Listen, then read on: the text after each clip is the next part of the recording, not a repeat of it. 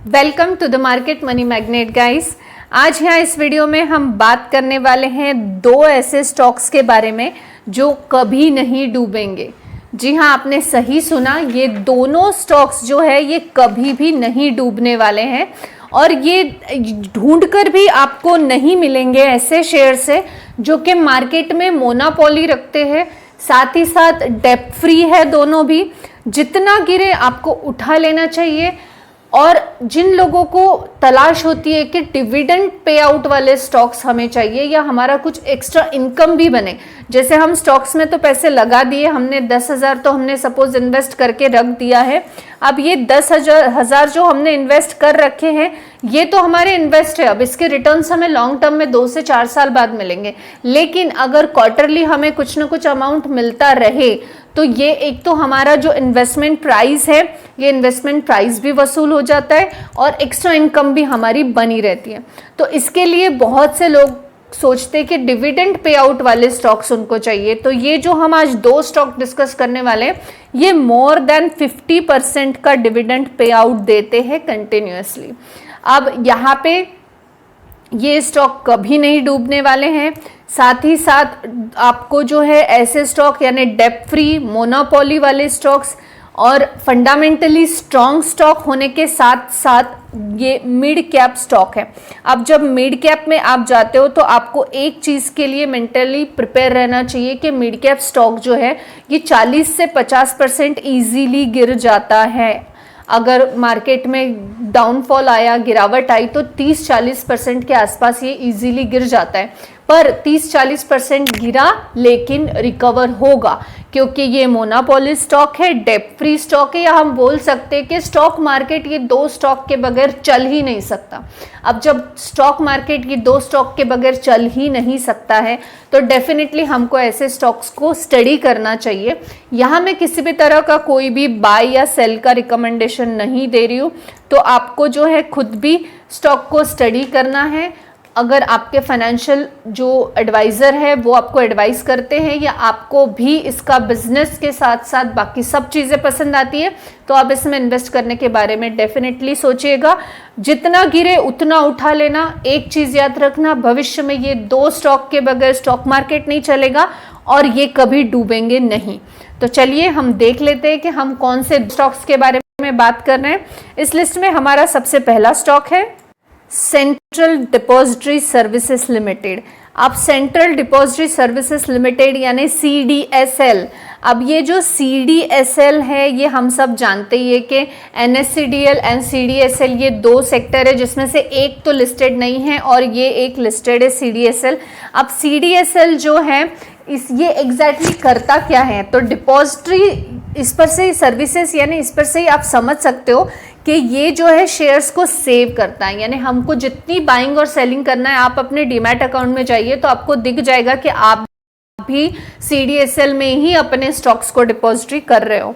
अब अगर हम इसके रिटर्न्स की बात करें तो आप देख सकते हैं ये स्टॉक के जो 1 साल के रिटर्न है ये आपको बहुत कम देखने को मिलेंगे।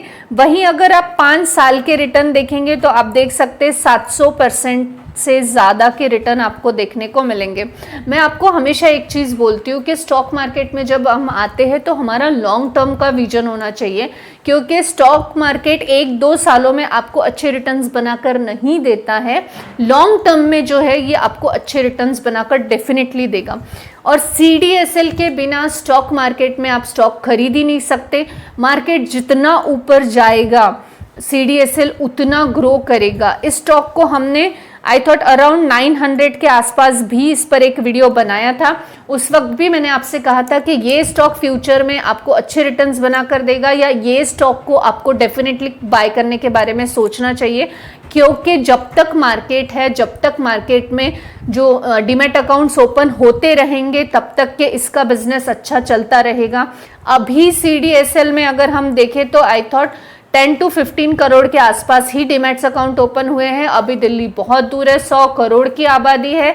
आने वाले समय में और भी लोग इंटरेस्ट लेंगे और भी डीमैट अकाउंट ओपन होंगे, तो आप इसको अभी भी कंसिडर डेफिनेटली कर सकते हो। अब CDSL के बारे में अगर आप बात करें कि उसके प्रोज और कॉन्स क्या हैं। तो सबसे पहले तो CDSL जो है ये डेब्ट फ्री कंपनी है। CDSL में डेब्ट जो है नहीं के बराबर है। जो इसका ROE है CDSL का, रिटर्न ऑन इक्विटी, वो रिटर्न ऑन इक्विटी लास्ट 3 साल में 26% से ग्रो होता हुआ देखने को मिला है। और प्रॉफिट ग्रोथ की बात करें CAGR की लास्ट 5 साल के, तो वो भी करीबन 21% से ग्रो ही हुआ है। डिविडेंड पे आउट ये 52.6% के आसपास कंसिस्टेंसी से देता है। अब CDSL जो है आप सबको पता ही है, CDSL के बिना डीमैट अकाउंट ओपन नहीं होने वाला है। इसमें ग्रोथ डेफिनेटली और भी आएगी। लोग जो है फैसिनेट हो चुके हैं स्टॉक मार्केट की तरफ, इन्वेस्टमेंट की तरफ, बहुत ज़्यादा उनमें अभी जागरूकता आई हुई है। तो बहुत से लोग इन्वेस्टमेंट के लिए आते हैं। जब भी मार्केट टॉप में आता है तब भी बहुत इनका बिजनेस अच्छा होता हुआ देखने को मिलता है। डेफिनेटली मार्केट डाउन जाएगा तो थोड़ा बहुत फॉल आएगा, और थोड़ा बहुत नहीं, अगर आप इसका चार्ट देखेंगे 5 सालों का भी, तो आप यहाँ देख सकते हैं पहले एक फ्लैट मोमेंटम में था, फिर एक अच्छा मार्केट में ये ग्रो हुआ, फिर थोड़ा फ्लैट हुआ, फिर ग्रो, फिर फ्लैट था, और अभी फिर से अच्छा खासा हमें जो है ये अपवर्ड में देखने को मिल रहा है। क्योंकि निफ्टी जो है अभी अच्छा 23,000 के आसपास हमें जाते हुए देखने को मिल रही है। तो CDSL जो है ये डेफिनेटली एक बहुत अच्छी चॉइस है आपको जो है स्टॉक मार्केट में लॉन्ग टर्म में इन्वेस्ट करने की। अब इसमें एक जो है कौन हर कोई डिस्कस करता है या बताता है, एक अगर हम इसका एक मार्केट कैप उसके पहले देख ले तो सिर्फ 19,000 करोड़ का मार्केट कैप है, यानी एक मिड कैप, स्मॉल कैप से मिड कैप की तरफ ये कंपनी डेफिनेटली आते हुए देखने को मिली है। और फेस वैल्यू 10 का है, यानी आने वाले समय में हमें जो है CDSL में स्प्लिट के जरिए बेनिफिट होता हुआ देखने को मिलेगा। यानी अगर आप 10 भी स्टॉक इसके बाय कर लेते हो तो वो 100 होते हुए देखने को हमें मिलेंगे। CDSL के जो है हम शेयर होल्डिंग पैटर्न पे आ चुके हैं, और 15% का प्रमोटर का होल्डिंग देखकर इसके ऊपर क्वेश्चन डेफिनेटली उठाते हैं, या इसको कॉन्स में जो है कंसिडर किया जाता है कि प्रमोटर का होल्डिंग सिर्फ 15% का है, और लास्ट 3 इयर्स में ये डिक्रीज हुआ है, कम हुआ है लास्ट 3 इयर्स में सॉरी, लास्ट 3 इयर्स में ये डेफिनेटली डिक्रीज हुआ है। लेकिन आप यहाँ देख सकते हैं कि CDSL में FIS और DIS जो है ये हमें अच्छे खासे देखने को मिलते हैं, यानी करीबन 40% के आसपास, 39 आई थॉट 0.49% के जो है यहाँ पे FIS DIS देखने को मिलते हैं, और 45% की पब्लिक की होल्डिंग है। यहाँ पे CDSL में प्रमोटर होल्डिंग कम है, इसका मतलब ये कंपनी बुरी है ऐसा नहीं है, कंपनी अच्छी है। FIS DIS इसमें इसीलिए बैठे हैं कि इंडियन मार्केट जितना बढ़ेगा, इंडियन इन्वेस्टमेंट स्ट्रैटेजीज जितनी बढ़ेंगी, जितना अट्रैक्शन इंडियंस को शेयर मार्केट की तरफ होगा, जितने डीमैट अकाउंट्स ओपन होंगे उतना ही ये स्टॉक ग्रो करेगा, और ये स्टॉक के टोटल 0 होने के चांसेस नहीं के बराबर है। चलिए हम देख लेते हैं इस लिस्ट में हमारा सेकेंड स्टॉक कौन सा है। इस लिस्ट में हमारा जो सेकेंड स्टॉक है वो है BSC लिमिटेड। अब जो BSC लिमिटेड है, आप सब जानते हैं कि BSC और NSE ये 2 एक्सचेंज है। इसमें से NSE जो है ये अब तक के स्टॉक मार्केट पे लिस्टेड नहीं है, BSC है बॉम्बे स्टॉक एक्सचेंज। जो NSCDL है उसके साथ हो सकता है NSE हमें लिस्टेड होता हुआ फ्यूचर में देखने को मिले, लेकिन अभी फिलहाल हमें BSC जो है ये लिस्टेड देखने को मिलता है। ये स्टॉक जब 500 पे था तब हमने इस पर वीडियो बनाया है, आप जाकर वो देख सकते हैं, मैं डिस्क्रिप्शन में लिंक रख दूंगी। तब भी मैंने आपको कहा था कि आपको जो है ये स्टॉक डेफिनेटली बाय करना चाहिए। ये स्टॉक भी एक मोनोपोली होने के साथ साथ डेब्ट फ्री और फंडामेंटली स्ट्रॉन्ग स्टॉक है, और जब तक स्टॉक मार्केट रहेगा तब तक हम BSC NSE से ही बाय करेंगे। उसमें से BSC लिस्टेड है तो डेफिनेटली हमको BSC ये स्टॉक जो है फ्यूचर में भी अच्छा ग्रोइंग देखने को मिलने वाला है। जब तक के बाइंग चलती रहेगी तब तक के ये ग्रो होता रहेगा। अगर हम ये दोनों की बैलेंस शीट की बात करें, हम BSC की और CDSL की, तो दोनों की बैलेंस शीट बहुत ही स्ट्रॉन्ग है, और लॉन्ग टर्म में इसके भी रिटर्न्स, अगर 1 साल के रिटर्न्स आप इसके देखेंगे तो सिर्फ 29% के देखने को मिलेंगे, और वही अगर आप 5 साल के रिटर्न्स देखेंगे तो 1000% से ज़्यादा के रिटर्न्स आपको यहाँ बनते हुए देखने को मिलने वाले हैं। क्योंकि ये स्टॉक ही बेस्ट मोनोपोली काइंड का स्टॉक है, इसको कॉम्पिटिटर ही नहीं के बराबर है यहाँ पे। और आप देख सकते हैं एक फ्लैट मोमेंटम में चलता है, थोड़ा ग्रोथ आता है, फिर एक फ्लैट चलता है, फिर ग्रोथ आता है, यहाँ पे करेक्शन आया है।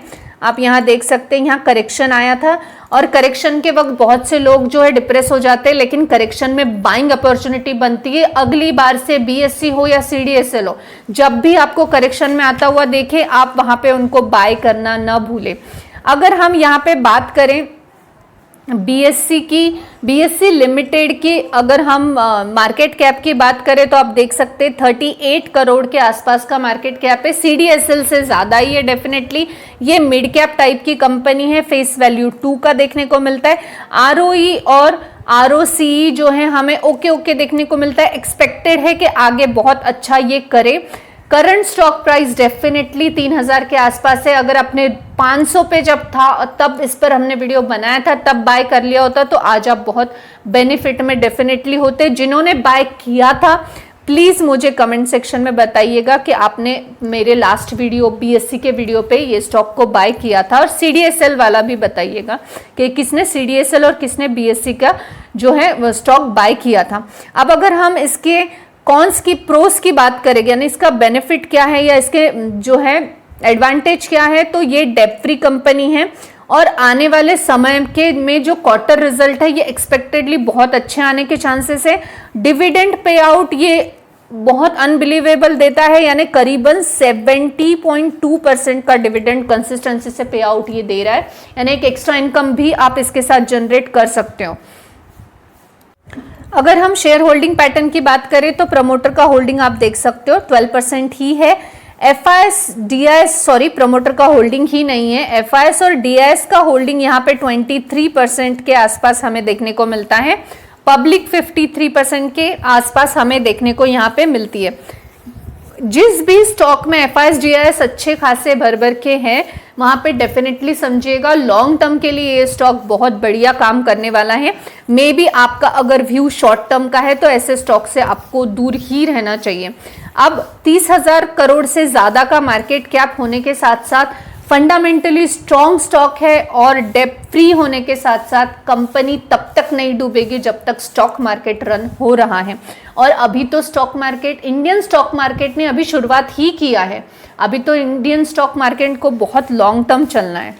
आज जो यहाँ हमने 2 स्टॉक की बात की है, ये दोनों ही स्टॉक यानी CDSL और BSE इंडिया लिमिटेड, ये दोनों ही स्टॉक जो है ये कभी भी डूबेंगे नहीं। जितना भी गिरे आप डेफिनेटली खरीद सकते हो, क्योंकि डेट फ्री कंपनी होने के साथ साथ मोनोपोली स्टॉक है और हाईली ग्रोइंग स्टॉक हम इसको रिकमेंड कर सकते हैं, क्योंकि इसमें जब तक स्टॉक मार्केट ग्रो होगा तब तक ये डेफिनेटली बहुत अच्छा चलेगा। अब आप सोचेंगे स्टॉक मार्केट तो क्रैश भी हुआ था, ये तो हमें 2020 में भी देखने को मिला, 2007 में भी देखने को मिला, डेफिनेटली क्रैश हुआ था और क्रैश होने के साथ साथ ये स्टॉक्स भी हमें डाउन देखने को मिले। लेकिन जब भी स्टॉक मार्केट क्रैश हुआ है वहां से उसने एक अच्छी हाई जंप ही लिया है।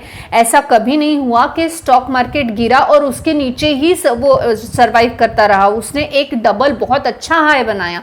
कोविड के टाइम से आज आप देख सकते हैं 23,000 पे हम पहुंच चुके हैं। तो जब तक के स्टॉक मार्केट रहेगा ये दोनों स्टॉक रहेंगे। अब इसको मैं यहाँ डायरेक्ट इनडायरेक्ट किसी तरह का बाइंग रिकमेंडेशन डेफिनेटली नहीं कर रही हूँ, आपको खुद भी इसमें स्टडी करनी है, उसके बाद आप डेफिनेटली गिरे स्टॉक तो आप बाय कर सकते हो। अगर आपको लगे कि बहुत महंगे हैं तो आप स्टॉक मार्केट से दूर ही रहिए, क्योंकि महंगा और सस्ता स्टॉक के प्राइस पे डिपेंड नहीं करता है। स्टॉक तब बाय करना चाहिए जब वो एक अच्छी पोजीशन पर है। इट में भी महंगा स्टॉक है लेकिन आपको लॉन्ग टर्म का व्यू है और इससे ज्यादा बढ़ेगा डेफिनेटली, तो आपको उस हिसाब से बाय करना है। 20 रुपए 30 रुपए वाले स्टॉक आप बाय कर लेते हो, फिर बाद में वो स्टॉक डूब जाते हैं, पैसा पूरा डूब जाता है और स्टॉक मार्केट से हाय तौबा। तो ये सब नहीं करना है। स्टॉक आपको फंडामेंटली देखना है, बिजनेस देखना है, ग्रोइंग देखना है, रिस्क फैक्टर देखना है, फाइनेंशियल उसके जितने मैनेजमेंट्स है वो देखना है, मैनेजमेंट कैसा देखना है, बैलेंस शीट्स कैसी है देखना है और फिर उसमें एंटर करना है। आई होप गाइस आपको इन्फॉर्मेटिव लगी होगी। Thanks for watching.